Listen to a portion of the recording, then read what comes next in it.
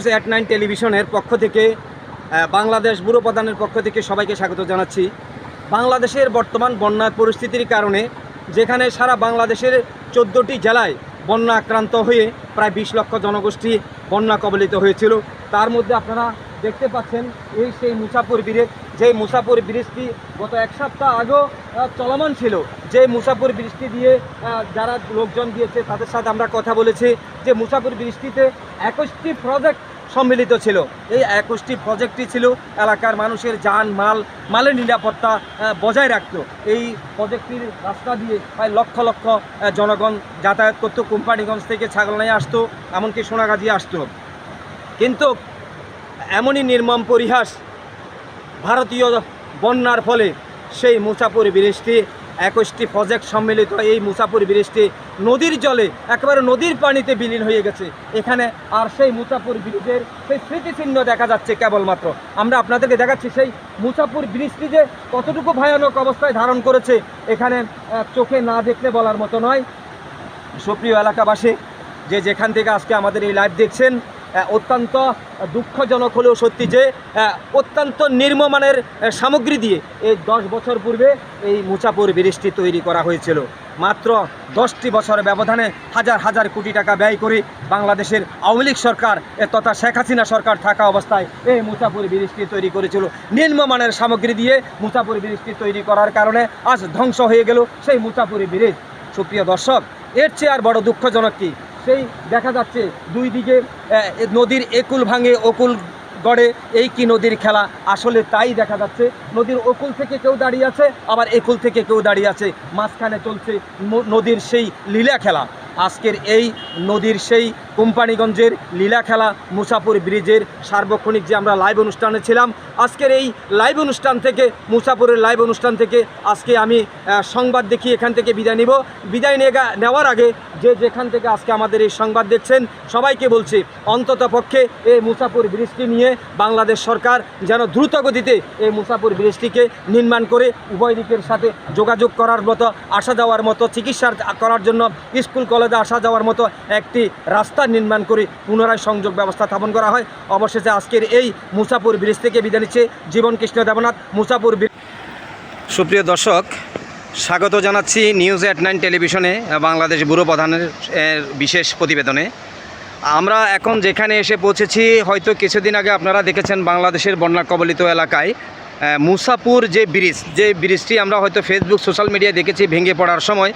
এখন আমরা সেই মুসাপুর ব্রিজের একেবারে ঘটনাস্থলে এসে পৌঁছেছি। আমরা যখন এখানে এসে পৌঁছেছি, এটা কুমিল্লা, আর এটা হচ্ছে যে আপনার যেখানে এসে পৌঁছেছি এটি হচ্ছে নোয়াখালীর কোম্পানিগঞ্জ। এই নোয়াখালীর কোম্পানিগঞ্জে যে মুসাপুর যে ব্রিজটি আছে তার স্মৃতিপলক হয়তো আমরা এখন জলের ভিতর আমরা একটু একটু দেখতে পাচ্ছি।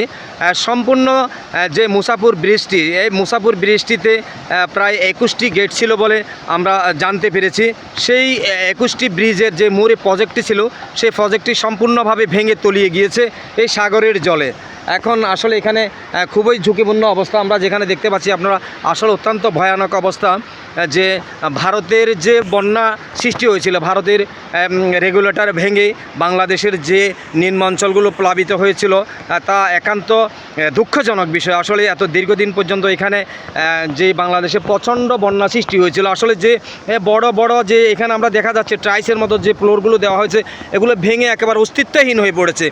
মুসাপুর যে মুসাপুর ব্রিজটি বিগত প্রায় তৈরি হয়েছিল 10 বছরের মতো হবে। এই 10 বছরের মধ্যে 21টি প্রজেক্ট নিয়ে সম্পূর্ণভাবে এই ব্রিজটি তলিয়ে গিয়েছে।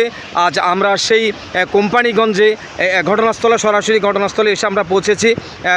সুপ্রিয় দর্শক, নিউজ 89 টেলিভিশনের পক্ষ থেকে আমরা দেখাতে যাচ্ছি এখানে কিভাবে যে ফাটল সৃষ্টি হয়েছে। আপনারা দেখুন, অত্যন্ত ভয়ানক আকার, যা সরজমিনে ঘটনাস্থলে না আসলে বোঝা যাবে না। যে কোনো সময় এখানে বড় ধরনের দুর্ঘটনা ঘটতে পারে। আপনাদেরকে আমরা দেখাচ্ছি মরণঘাতী নদীর ভাঙন, যাকে বলা হয় একেবারে মরণঘাতী নদীর ভাঙন। যে কোনো সময় তলিয়ে যাওয়ার সম্ভাবনা রয়েছে এই সমস্ত এলাকাগুলো।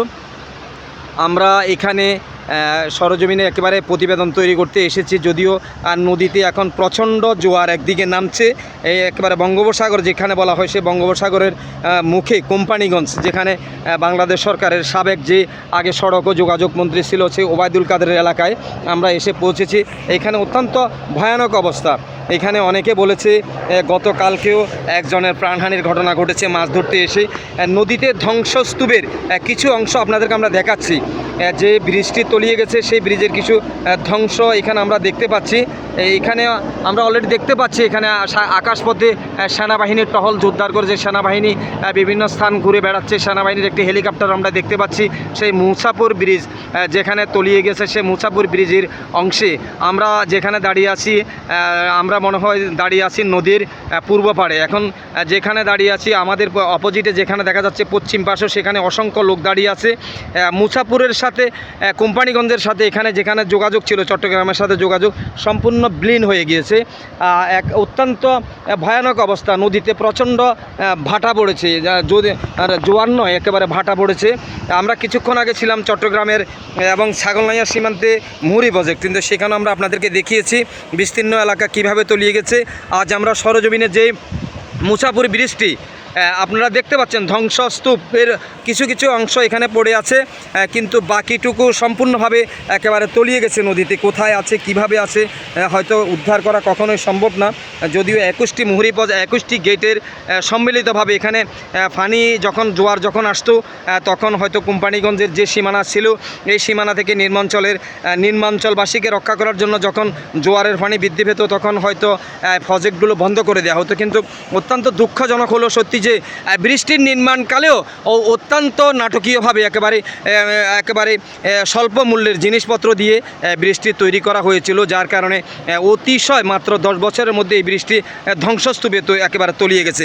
সুপ্রিয় দর্শক, নিউজ হেডলাইন টেলিভিশনের পক্ষ থেকে আমরা এখানে আরও আপনাদের সাথে দেখাতে থাকবো, আপনারা আমাদের সাথে থাকুন।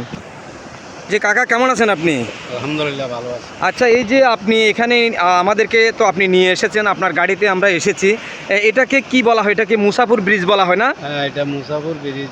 জি জি, কোম্পানিগঞ্জের মুসাপুর ব্রিজ বলা হয়। এই যে মুসাপুর ব্রিজটি, আপনারা তো যেহেতু এখানে স্থানীয়, যেদিন ঘটনা ঘটেছিল সেদিন আপনারা কি দেখতে পেয়েছেন এখানে? সেদিন এখানে মানে খুব একটা ছোট ছিল। জি জি, ওই উপরের দিকে পানির একটা ব্যাগ ছিল, ওই সাথে মানে ব্রিজটা তোলে। এই ব্রিজটা নির্মাণ করা হয়েছিল আনুমানিক কতদিন হচ্ছে? এই আনুমানিক ধারণা 10 বছর। 10 বছর। এখানে কয়টা গেট ছিল? 21টা গেট ছিল। 21টা গেট ছিল। তো 21টা গেট যে তলিয়ে গেছে, আপনারা কি অতীতে এর ধরনের কখনো বন্যা দেখেছিলেন? আমাদের বয়সে আমি এই ধরনের বন্যা দেখি নাই। আপনারা কখনো দেখেননি?